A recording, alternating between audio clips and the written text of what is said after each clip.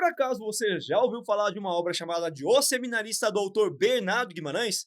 Caso sua resposta seja negativa, assista esse vídeo até o final, até porque é uma das obras mais recorrentes em exames vestibulares e até mesmo exigido como leitura obrigatória em alguns deles, como é o caso da UEL. Então fique atento até o final.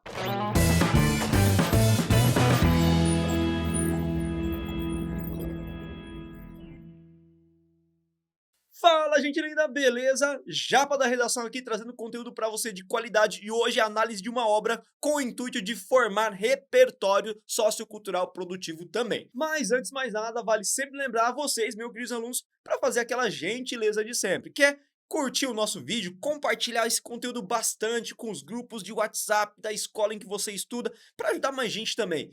E se por acaso você ainda não é inscrito no nosso canal, vai lá, se inscreva, gente. Ative o sininho de notificações para receber as informações mais recentes do nosso canal. E olha que tem vídeo toda semana e com muita qualidade, feito especialmente para você. Agora sim, a gente pode ir para o nosso estudo da obra, mas antes de mais nada, eu gosto sempre de contextualizar a obra, ou seja, falar um pouquinho do procedimento de criação e de onde essa obra está inserido temporalmente, culturalmente e, claro, tendo em vista os aspectos também ligados à estética na qual se insere. Essa obra foi escrita pelo autor brasileiro Bernardo Guimarães, que foi extremamente polivalente em sua produção literária, em sua participação social, quando a gente fala do período romântico. Ele foi advogado, professor, jornalista, crítico literário, além de romancista e poeta. Veja que esse cara realmente fez muita coisa, foi extremamente polivalente. E provavelmente vocês conhecem esse cara, principalmente por um romance que foi notadamente televisionado, fizeram série, novela, enfim, que foi A Escrava Isaura, que deu uma projeção nacional a esse indivíduo e deu uma ampla consideração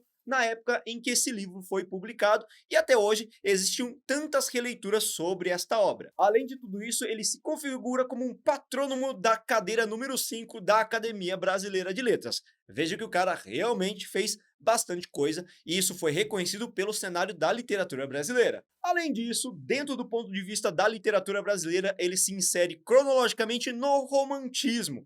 E vai lembrar que o nosso romantismo ele tem inúmeras características que a gente não vai ficar abordando todas elas, mas eu vou direcionar vocês todos para pegar essas características românticas e associarem a obra em questão, que é O Seminarista. Primeiramente, essa obra tem um cunho muito pessimista, o mal do século herdado pela segunda geração romântica na poesia brasileira, representada pela figura do Álvares de Azevedo, que escreveu a obra Lira dos 20 anos. Provavelmente você se lembra desse autor, que é um dos mais marcantes quando a gente estuda romantismo. A sua literatura em versos, do Álvares de Azevedo no caso, era extremamente pessimista, justamente porque ele sofria bastante esses amores irrealizados e também por conta da tuberculose. Logo, ele vai ser influenciado por inúmeros fatores, inclusive pela sua própria falta de perspectiva na existência.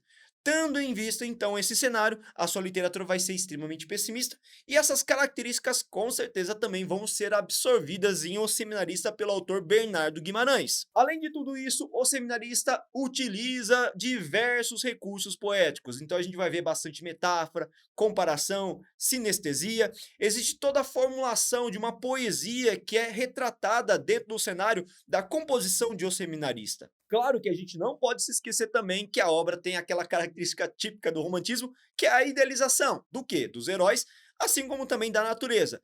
Tudo é muito exuberante, belo, requintado, refinado. Então a gente observa uma intensa valorização da natureza, até pela questão da valorização do próprio nativismo da condição do Brasil. E claro, os heróis são extremamente valorizados. Então Eugênio, assim como a Margarida, que são os nossos protagonistas, são belos, são exuberantes, são puros e são verdadeiros. Olha que coisa bonita, linda e meiga que acontece na história. Mas apesar desses clichêzinhos, a gente não pode dizer que O Seminarista é um típico romance folhetinesco. Apesar de ter sido lançado, sim, em folhetins primeiramente, apesar de ter toda aquela estrutura de capítulos curtos e dinâmicos e também uma narrativa envolvente, que é típica do romantismo em folhetins, a gente tem algumas características que extrapolam essa condição do romantismo convencional, que é o fato do Bernardo Guimarães, por meio dessa obra, estabelecer uma dura crítica aos costumes, aos hábitos, à hipocrisia, ao patriarcado, ao autoritarismo que viceja na obra. E você vai ver tudo isso comigo na narrativa. E para estabelecer uma boa delimitação em relação ao conteúdo dessa obra,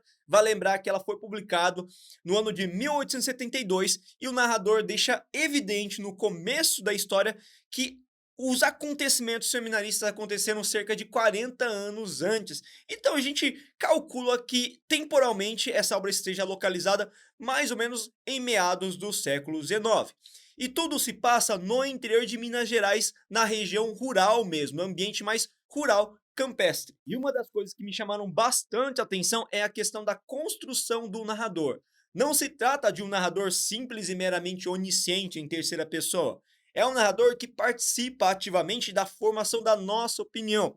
A gente tem uma sensação muito interessante de que esse narrador conheceu até mesmo as personagens centrais e empatiza muito com as características dela, com a situação dela, sente pena. E essa construção das personagens moldadas a partir da ótica do narrador também nos trazem esse sentimento de pena, de dó, de acordo com as situações todas trágicas vivenciadas pelo enlace amoroso dos principais personagens. Isso é muito bacana como recurso narrativo. Agora eu vou trazer para vocês um resumo da obra, só que vale lembrar que nada substitui a boa e velha leitura integral do conteúdo que você pode baixar gratuitamente em PDF, afinal de contas é uma obra de domínio público e com certeza você vai se apaixonar por essa história e vai conseguir ler em uma tarde apenas, no máximo em final de semana, porque é bem curtinho, 90 páginas de texto. Bom, tudo se passa mais ou menos pela metade do século XIX, na fazenda do capitão Francisco Antunes e da dona Antunes, que tinham 3 filhos. 2 deles mais velhos já viviam longe e eles tinham um filho mais novo, o caçulinha, a raspa do tacho, que era justamente o Eugênio. E esse Eugênio cresceu com a ideia já de que ele seria padre futuramente. Os pais faziam questão que ele fosse ao seminário o mais cedo possível para ingressar na vida eclesiástica e dessa forma dar orgulho para a família. Vale lembrar que nesse contexto, ser um padre ou ter um padre na família garantia um status, uma condição muito privilegiada para aquela sociedade, daquela família. E esse capitão Francisco, que é o pai do Eugênio, era muito generoso e recebia diversas pessoas na propriedade em que ele vivia, que era dele a fazenda. E havia muitos agregados. Entre esses tantos agregados, ele acabou recebendo uma tal de Dona Ubelinda. E o capitão Francisco era muito generoso, conhecido principalmente por receber tranquilamente e prazenteiramente os agregados que vinham morar na sua fazenda. Vale ressaltar que o Antunes não era um cara de posses muito grandes e elevadas, não era rico, mas também não era pobre. Ele tinha posses medianas de acordo com a descrição que o autor faz desse cara. E uma dessas pessoas que passou a morar na fazenda dele foi a dona Umbelinda, que havia se mudado a essa região com a Margarida, afinal de contas ela estava bem desamparada com a perda do marido na guerra e por isso mesmo aquele lugar se tornou a morada deles. E a Margarida, por ser mais ou menos da idade do Eugênio, quer dizer, ela era um pouco mais nova, os dois acabaram crescendo juntos numa grande intimidade e se tornando praticamente irmãos. Então eles ficavam muito juntos, brincando com diversas coisas que a natureza ali proporcionava de maneira muito inocente e assim criaram um vínculo muito forte. Mas lembra para vocês que Eugênio havia nascido aí com uma promessa de ser padre? Então os pais faziam questão de, na infância, sempre lembrá-los daquela promessa, lembrá-los daquela dívida, e parece que com o passar dos anos ele foi internalizando aquele sentimento e mostrando bastante o que? Interesse e até mesmo uma predestinação, e os pais ficavam muito felizes com tudo isso. E como a separação era inevitável, mais ou menos quando ele tinha 12 anos, em que ele vai se encaminhar justamente para o seminário, ela tinha entre 9 e 10 anos, eles fazem uma promessa. Que promessa é essa? O Eugênio promete para Margarida que ele vai ser o cara que vai confessar a Margarida pela primeira vez. E a Margarida assim aceita. Nossa, você vai ser o padre a quem eu vou me confessar pela primeira vez. Olha que bacana essa promessa. Guardem essa promessa na narrativa, que a gente vai voltar a falar dela. E nesse momento a narrativa dá uma pausa para fazer um flashback para explicar principalmente os receios da dona Antunes com relação a Margarida. Quando a Margarida tinha 2 anos apenas e estava sendo resguardado pela mãe, que conversava com a dona Antunes, de repente a jovem, a criança, desapareceu. E quando eles começaram a procurar, acharam ela enrolada por uma cobra. E aí eles ficaram muito espantados com aquilo e tiveram receio de se aproximar rapidamente, dar uma paulada na cobra e de repente a cobra reagir e matar a jovem Margarida. Eles não fizeram nada, esperaram calmamente até que a cobra fizesse o quê? Se dispersasse do corpo da Margarida e fosse embora. Quando isso aconteceu, a dona Antunes viu naquilo um presságio, alguma coisa extremamente negativa, algo que marcaria aquela jovem como uma maldição, como se fosse uma releitura bíblica realmente que envolve o Antigo Testamento, naquele capítulo em que a cobra vai lá e seduz a jovem Eva. Então, perceba que nesse ponto a Margarida passa a carregar um estigma consigo, do pecado, da maldição, da serpente. Voltando à narrativa, nos acontecimentos que permeiam aí a questão do seminário do nosso Eugênio, ele fica muito triste, melancólico, ele encara todo aquele seminário como uma prisão porque ele nunca havia ficado longe do ambiente maternal, da proteção toda paternal, assim como também não havia ficado longe da Margarida e nem dos campos livres, abertos, floridos de Minas Gerais, no qual ele vivia. Naquele ambiente que era um seminário, parecia muito mais uma prisão que tirava toda a vontade dele viver. Então, nós temos um indivíduo que apresenta um caráter extremamente sorumbático, triste, melancólico. E essa melancolia toda vai se acentuando até que finalmente ele encontra na literatura, na leitura de alguns clássicos que eram ministrados a ele, uma espécie de contentamento, uma válvula de escape mesmo. E a partir disso ele começa a compor diversos versinhos. Mas apesar da idade que avança, 13, 14 anos, ele não consegue enxergar naqueles versos nenhuma maldade, que são todos em homenagem à saudade que ele tem da Margarida. E esses versos são sempre escondidos debaixo da cama dele.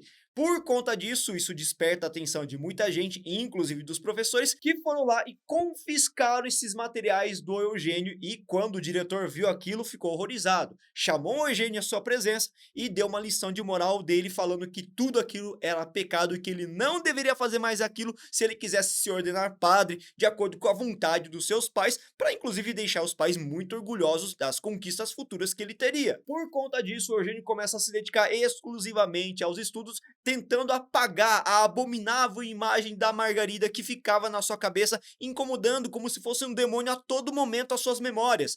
E com o passar do tempo, realmente ele começa a inibir essa memória toda da Margarida, da sua paixão, daqueles devaneios todos, porque agora ele sabia que aquilo tudo era pecado e ele tinha uma vida santa para seguir dentro do seminário, de acordo com a vontade de Deus e de acordo com a vontade da sua família. Passados finalmente 4 anos, então a narrativa dá um salto nesse momento.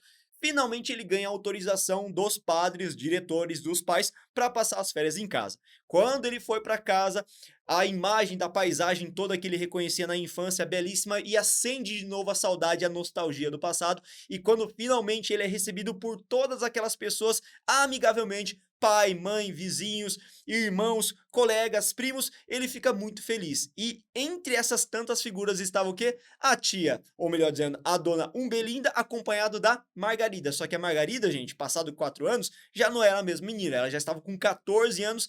E então ela revela o quê? Uma beleza do desenvolvimento físico que é típico das meninas amadurecerem um pouco mais precocemente, fisicamente falando, do que os homens. E ele fica encantado com aquela menina, apaixonado mesmo por aquela menina, e todos os esforços de apagar a imagem dela no seminário foram em vão. Assim ele começa a se questionar sobre o papel da batina, sobre as imposições religiosas, sobre todos aqueles preceitos da tradição na qual ele vivia e acaba renegando finalmente a batina. Quer dizer, na memória dele, na cabeça dele. E ele faz uma outra promessa, porque ele sabe naquele momento que também a Margarida revela esse grande amor por ele. Eles fazem uma promessa, a promessa de eles ficarem juntos e ele nunca se tornar padre. Por conta disso, ele ganha forças pela primeira vez e vai falar com a mãe sobre a possibilidade dele não se ordenar padre. Só que ela reage com violência, com agressividade e culpa a Margarida por tudo aquilo e toma uma resolução. O menino iria voltar imediatamente para o seminário, quer dizer, ia ficar mais uns dias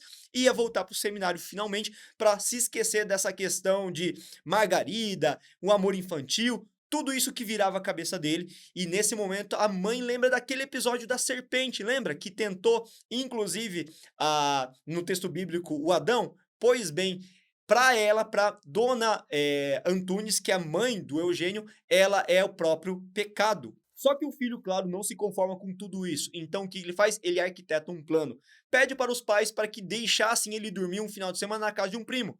E ao invés de ir na casa do primo, obviamente ele vai na casa da dona Ubelinda acompanhar a Margarida. Só que nesse momento tá havendo um mutirão. Mutirão é uma festividade popular que junta muita gente pobre, que junta os pratos populares típicos, uma musiquinha de fundo, e o pessoal comemora, dança e come bastante.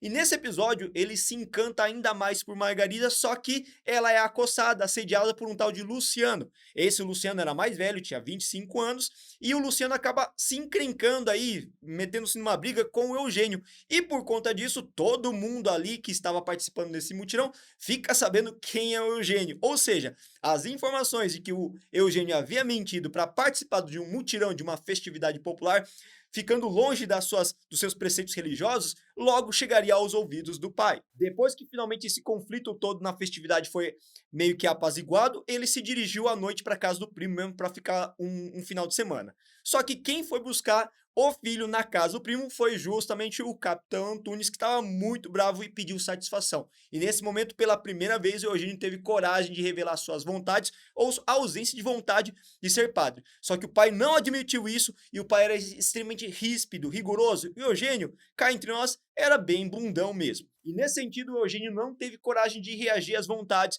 e foi enviado para o seminário sem direito a se despedir sequer da Margarida, onde ele ficaria recluso por mais 7 anos longe da família e longe da Margarida. Cara, e durante 7 anos ele sofreu demais, porque era um período de reclusão que ele não queria ficar. Então a tristeza dele era muito nítida, o seu corpo sentia esse desgaste todo, ele parecia ter envelhecido muito mais do que aparentemente esses 7 anos, e todo mundo ficou muito preocupado com aquilo.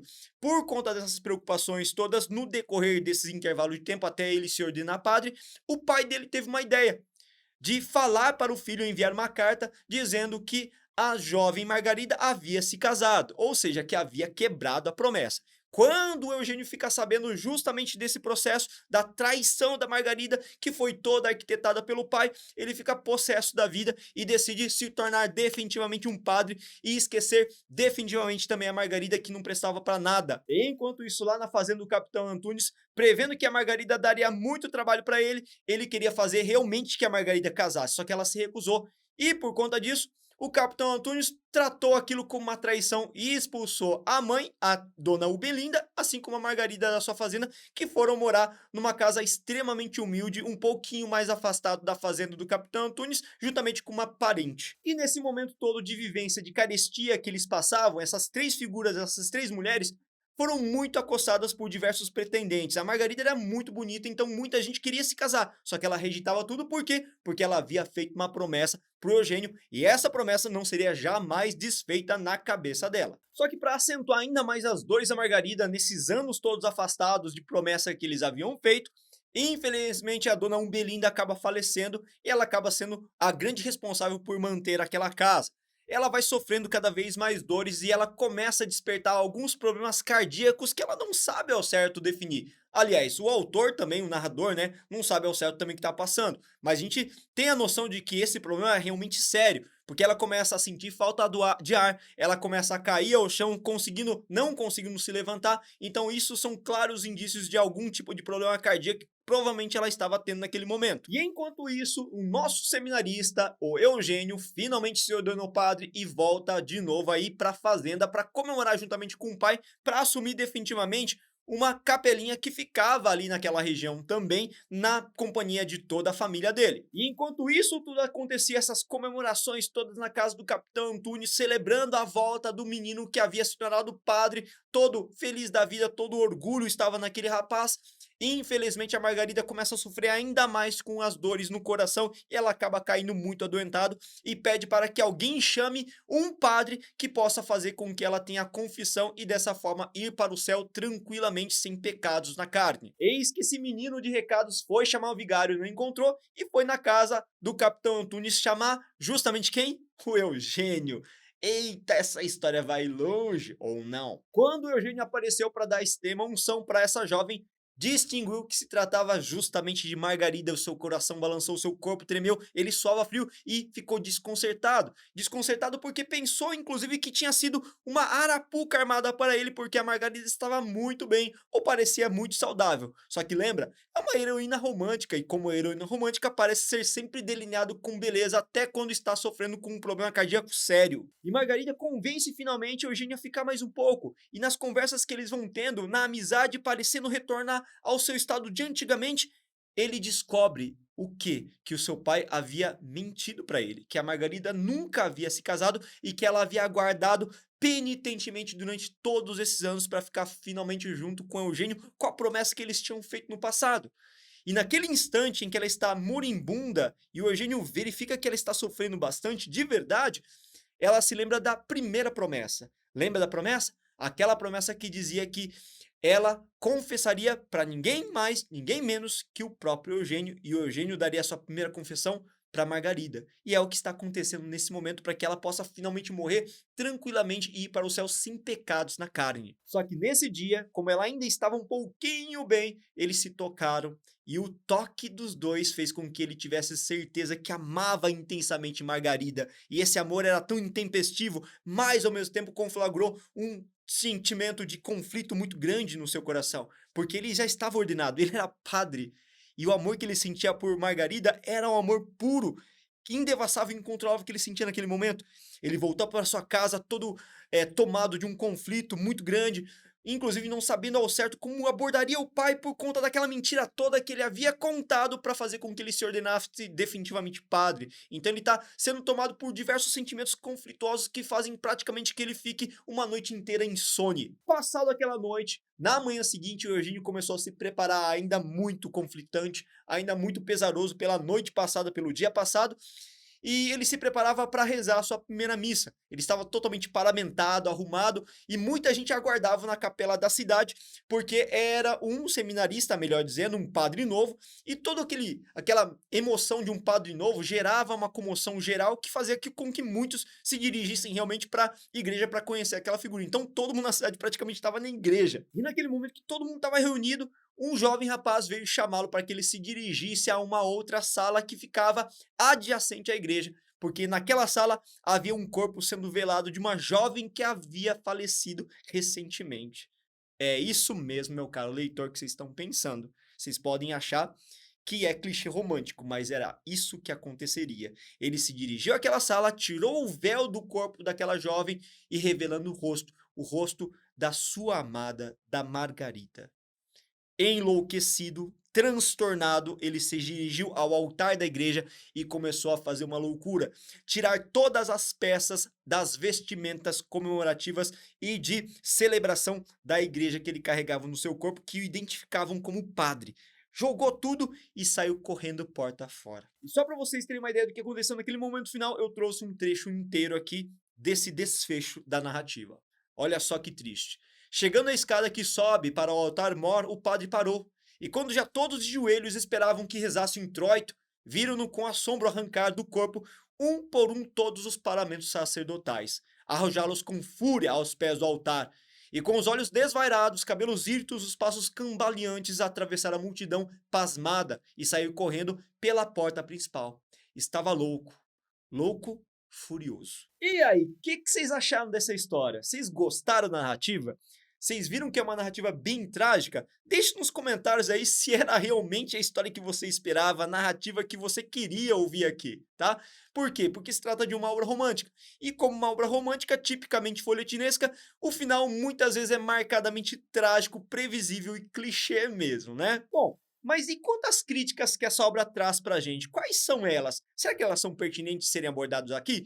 Certamente são e vão enriquecer a sua redação também, tá? Quais são essas críticas? Nós temos uma crítica em relação aos costumes, aos hábitos, às crendices da sociedade que levam aquele jovem a ceifar a sua juventude e os seus sonhos de ficar com a Margarida no caso. Além disso, a gente tem uma forte crítica que incide a formação do padre sem necessariamente ele ter vocação para essa vida eclesiástica. Ou seja, as imposições são feitas por um código de conduta social da Igreja Católica, da sociedade, dos seus comodismos, dos seus convencionalismos que imponham àquele jovem o quê? Ele extirpar as suas vontades.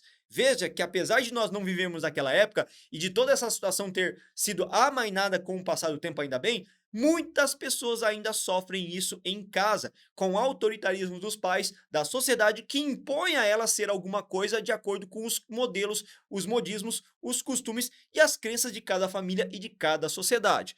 Por exemplo, muitos pais impõem aos filhos que eles vão seguir uma determinada carreira, impondo a eles de fato que assassinem, matem, tirem, extirpem qualquer vontade de ser outra coisa, porque essa outra coisa não dá dinheiro. E aí você vai se encaminhar para uma profissão que é tida como socialmente mais aceita. E essa é uma das razões pelas quais existe uma procura ampla pela medicina. Será que é porque as pessoas realmente gostam da profissão? Ou, na verdade, porque existe uma necessidade de uma inclusão social, de uma aceitação e de uma busca por uma condição social elevada, já que a profissão de médico não dá apenas dinheiro, mas sim status na condição de celebridade dentro de uma sociedade que valoriza muito os médicos, os doutores. Que isso tudo sirva de lição para vocês também. Eu espero que vocês tenham gostado do conteúdo dessa aula, que é um pouco denso, mas necessário para a gente analisar esse livro com propriedade.